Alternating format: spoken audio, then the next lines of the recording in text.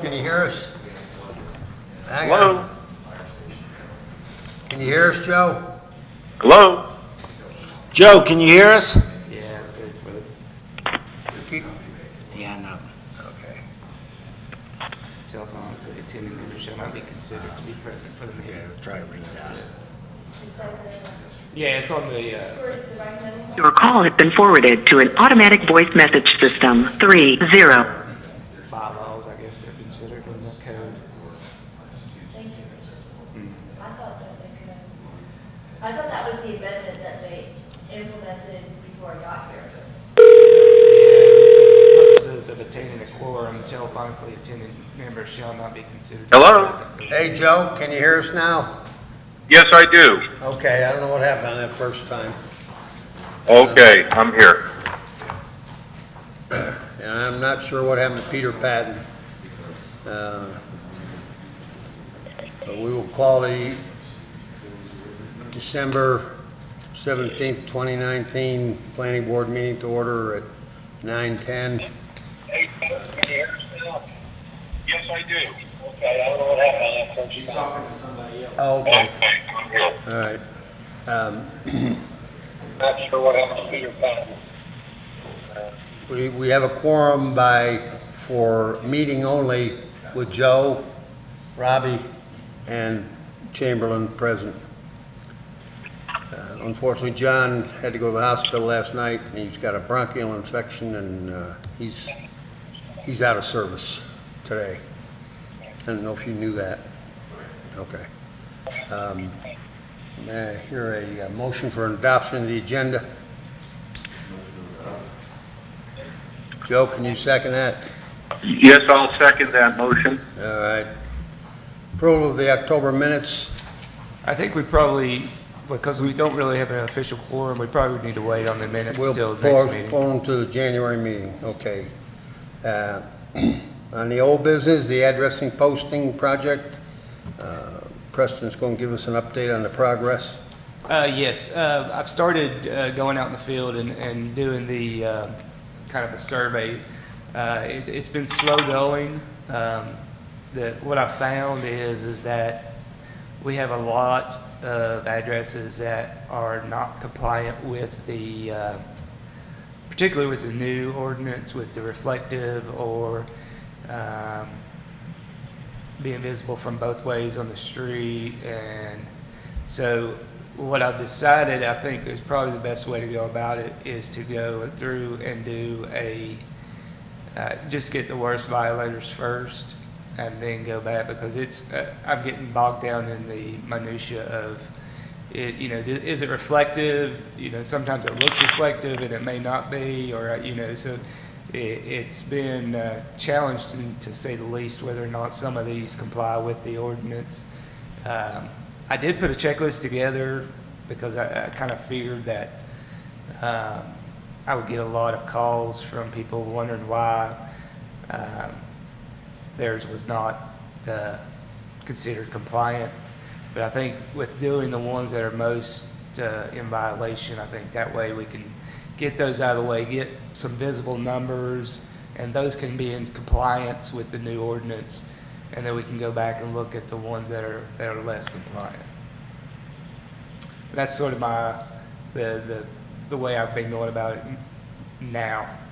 I just want to let you guys know that there'll be still some uncompliant numbers out there through the first sweep, and it may take another year before we can get to that second phase of those numbers. Unless we get some interns in, we can have them.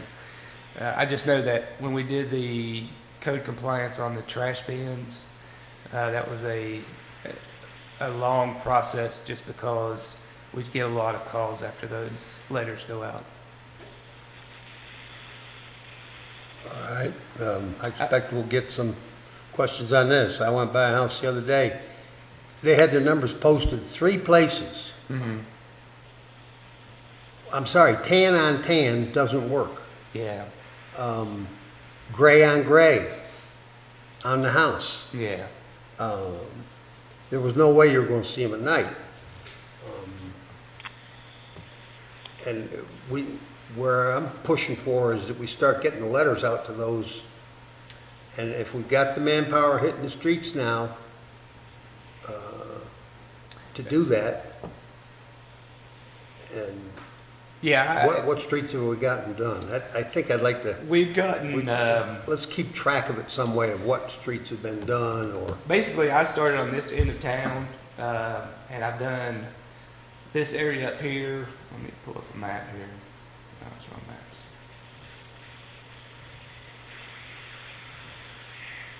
And basically, these were the ones that were in violation before. But like I say, I've done Beach Mountain Parkway. I've done all of the ski loft and the Clonteska, the Pinnacle, and then I've started working down Tamarack and Charter Hills, that area. The challenge is that, you know, I looked at this, what we had in violation before, but even if you go out Meadowview, I would say all of those properties are in violation. You can see there that even the town's in violation. They were in violation before. We're still in violation with the new ordinance. I think the Public Works facility was considered compliant before, but I'm not sure that it is compliant with the new ordinance. So you can see that I don't think many of the businesses along the were compliant with the new ordinance.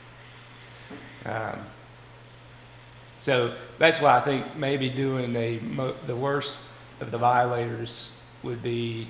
have we sent any letters to any of them yet? No. Well, we did the last letter, the last sort of warning to the ones that we knew before. That was a sort of a, this is your last chance sort of voluntary compliance letter. And then that was our point now is that we're going to send notices of violation, which takes, you know, we have to get the property owner record and send it to the right person and all that, so. When do we expect to start hearing back from some of those people? Well, I could probably go ahead and start sending out letters. I was trying to get that whole first section done before we started doing that, but The whole of A, yeah, that first, that's about a third of the town. yeah. I say we got probably a fourth of that surveyed, and we could probably go ahead and start sending out letters next week if we wanted to. But basically, it's you that's having to resurvey each one individually? Or Yeah, can we yeah. not just use the list that was generated? Even though it's old now, it's still, I would have to talk to the attorney to see if we could send a notice of violation based on that. I don't know if letting it go this long or whatever would allow us to still, I mean, we could send it maybe another forceful letter, but to do a notice of violation, we might have to be a little more current on our visit. and that, Because they're basically being cited we're issuing a citation, a civil citation with that notice of violation. okay. If we don't start sending them out as we do them, if we got a whole bunch of them and we do them, I think you lose something in it. If they know that you've just been there and they're in violation, I mean, because it's going to be an ongoing process. Yeah. I think we need to let them know, and that way, before we've got a third of the town done, if some of the complaints from them come back and we see some validity in them, then maybe we change our tactic, but I want to get the thing moving. Okay. Now, that's me personally, I can't speak for, I can speak for a lot of the people who worked hard on this thing, and they want Yeah. to see it keep moving forward. I guess the end goal is to get everybody in compliance. Realistically, that'll never happen. Yeah, So that's why I'm thinking maybe the more egregious ones we go after first. That does leave some through that we'll get through that maybe aren't in compliance. The problem with that is that they're going to say, well, why is my neighbor not, but We're not talking about your neighbor, we're talking Yeah. about your property. yeah. I mean, you just gotta be, maybe I'm cold-hearted on this thing. No. So we say, hey, you help us, get your neighbor in compliance. And we did talk to the people that are doing the barricades. They have a couple of options to, basically it's a post, a 4x4 with a cap and, the numbers on it, reflective, 3 inches and all that. And then they have some nicer ones. But there, and we can give them some options for people that can do that other than them, but it's, Okay.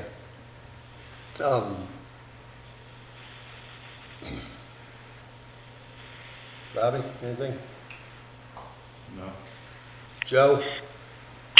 No, I agree with what you said. We've got to get this moving, and I think the fines and violations will have to start going out because they're going to stay incompliant otherwise.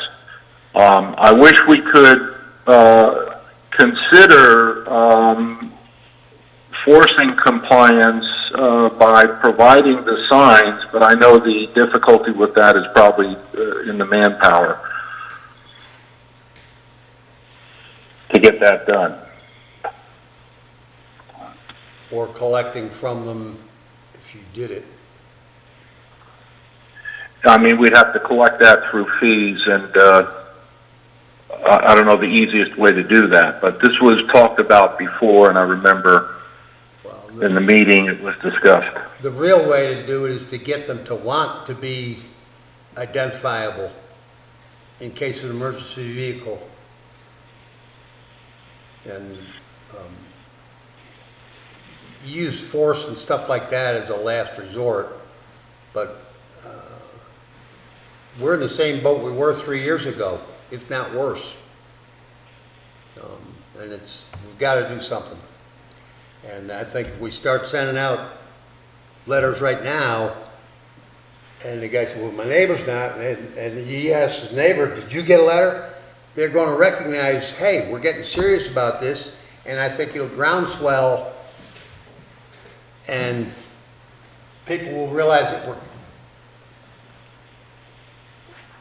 we need to have property identifiable for an emergency vehicle driving by. Okay, well, we keep on going on that. Thank you for the update on that. What about the consistency with the NG 911? That just means that yeah, as part of this, we're working with the database that we have for addressing, so we're updating our information as well. If we see an error in that system, that will go with what's being done with the 911 update. So we've been sending some information to our consultant with the High Country Council of Government, but we're trying to keep that sort of involved as well as we're doing this action, I guess, to make sure that what we have in the database is matching what we have in the field. okay, thank you. Moving on, new business, zoning chapter updates. The state has rewritten, well, I think everybody in the room knows it, but the state has rewritten chapters, and we've got to go through our zoning and see where there are differences that have been created by the way this new, you call it a state ordinance? Yes, the general statutes. General statute, all right. See where we're not in compliance. You want to expand on that any?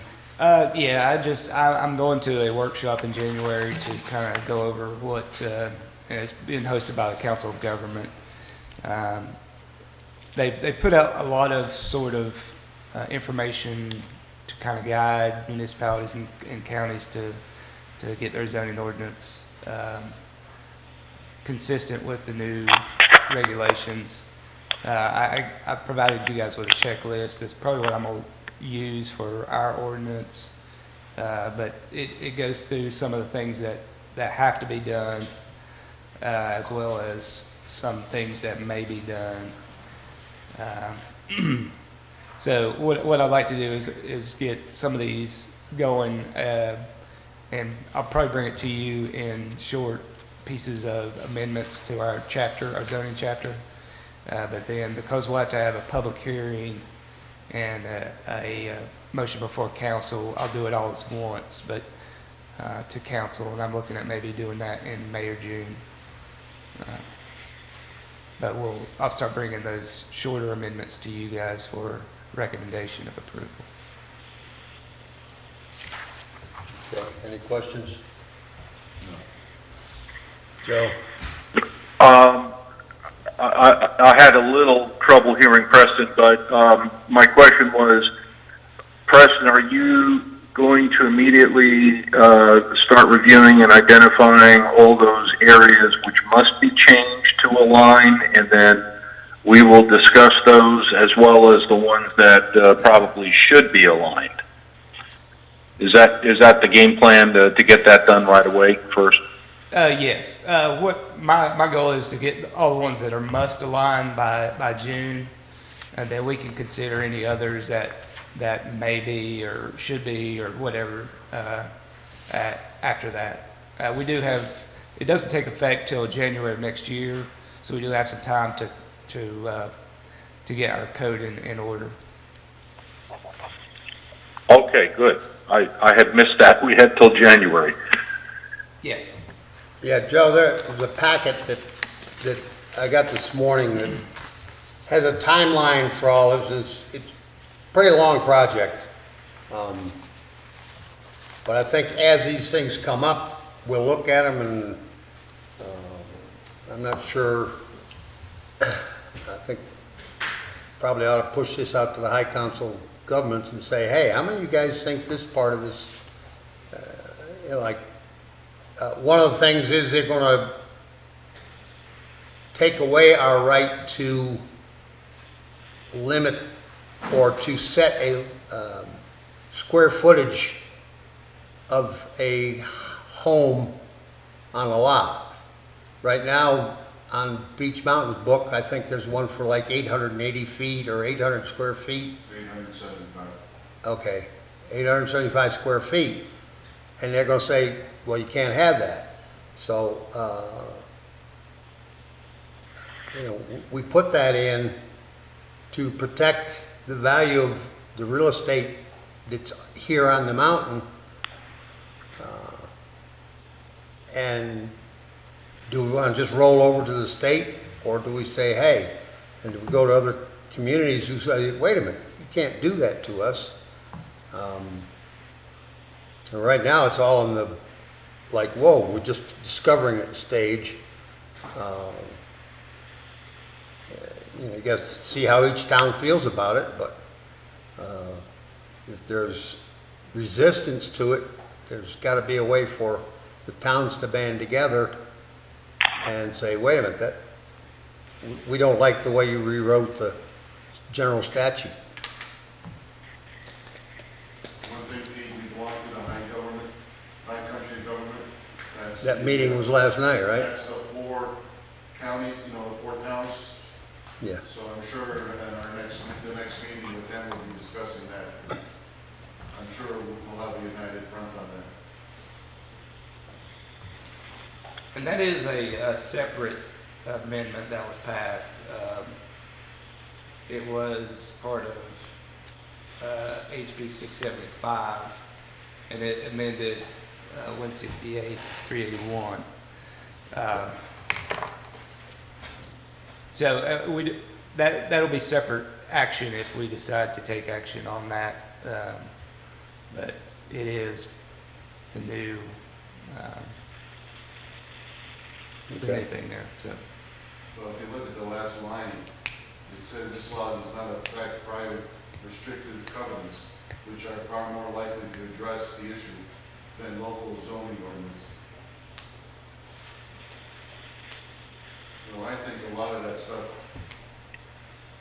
will be controlled by us more than anything else.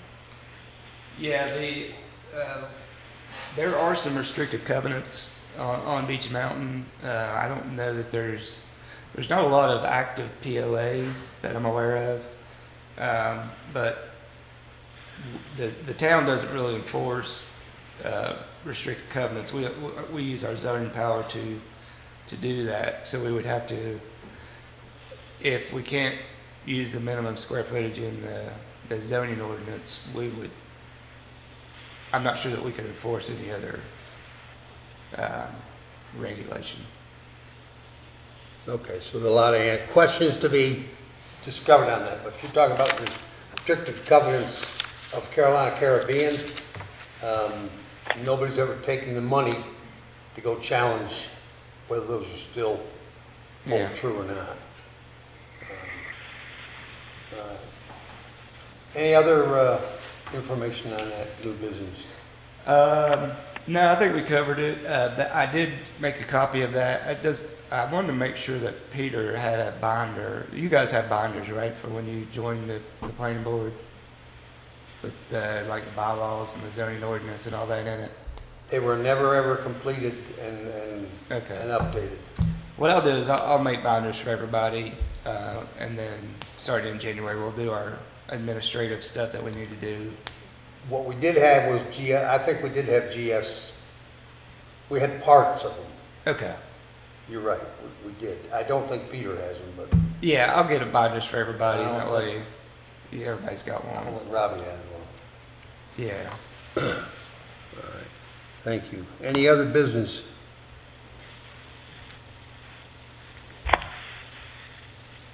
Hearing none, I'll move for an adoption for